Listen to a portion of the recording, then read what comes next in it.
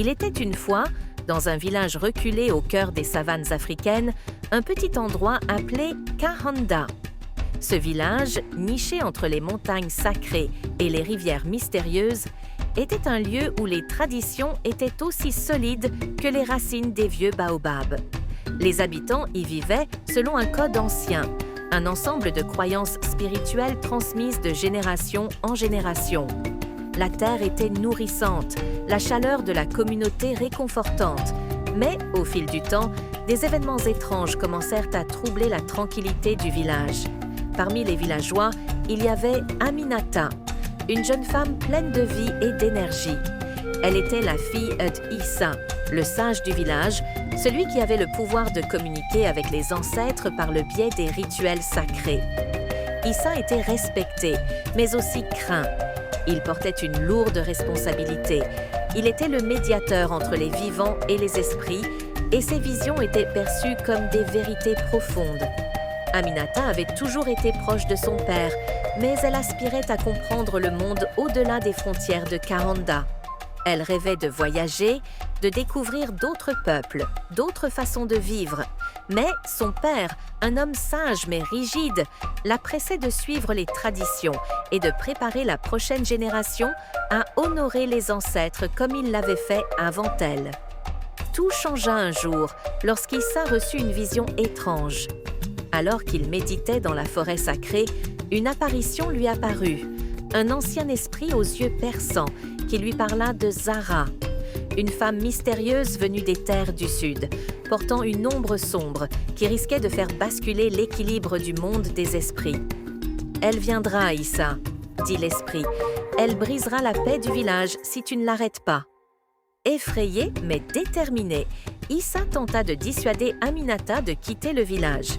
Il lui expliqua que les ancêtres l'avaient mise en garde. Mais Aminata, curieuse et convaincue que ses propres rêves de liberté ne pouvaient être ignorés, décida de partir seule en quête de réponses.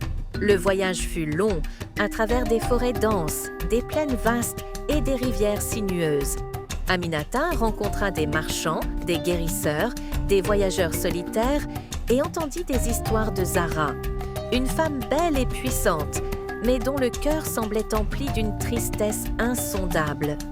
On disait qu'elle possédait un pouvoir mystique, capable de manipuler les éléments et d'invoquer des forces qu'aucun homme ne comprenait. Finalement, Aminata arriva dans une petite ville au bord de la mer où Zara vivait. Ce qu'elle découvrit la bouleversa. Zara n'était pas une ennemie. Elle était une prêtresse, une descendante d'une lignée d'ancêtres qui, tout comme les siens à Kahanda, communiquait avec les esprits. Mais son pouvoir venait d'un prix terrible, une malédiction qui dévorait son âme à chaque invocation. Zara avait fui son village natal, cherchant à se libérer de ce fardeau, mais ses pouvoirs incontrôlables avaient attiré l'attention des esprits et ils la traquaient. Aminata, bouleversée, comprit alors qu'il n'y avait pas de mal en Zara. La véritable menace était l'ignorance et la peur des traditions qui enfermaient les peuples dans des croyances rigides.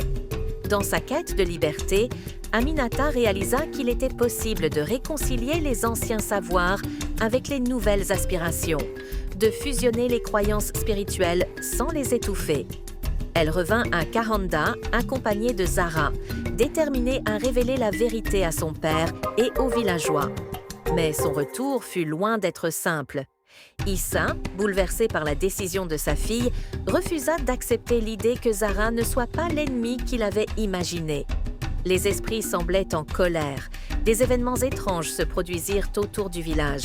Des récoltes en mauvaise santé, des animaux qui s'éloignaient et des rumeurs de malédiction qui circulaient parmi les anciens. Le village était divisé. Une nuit, alors que les tensions atteignaient leur comble, Aminata se rendit dans la forêt sacrée, accompagnée de Zara pour tenter un dernier rituel. Elles invoquèrent ensemble les esprits, mais cette fois, elles firent une prière commune pour la paix, pour l'unité entre les traditions et les changements nécessaires. À cet instant, Issa apparut, attiré par la force de la cérémonie. Il se tenait en silence, observant la scène. Au bout de longues minutes, les esprits répondirent, non pas par la colère, mais par une lumière douce qui enveloppa le cercle. La malédiction de Zara se brisa et Issa comprit enfin que le véritable pouvoir ne résidait pas dans l'immobilisme, mais dans l'adaptabilité et l'ouverture aux autres. Issa, les yeux baignés de larmes, s'approcha de sa fille. « Tu avais raison, Aminata », dit-il d'une voix brisée. « Les traditions sont importantes,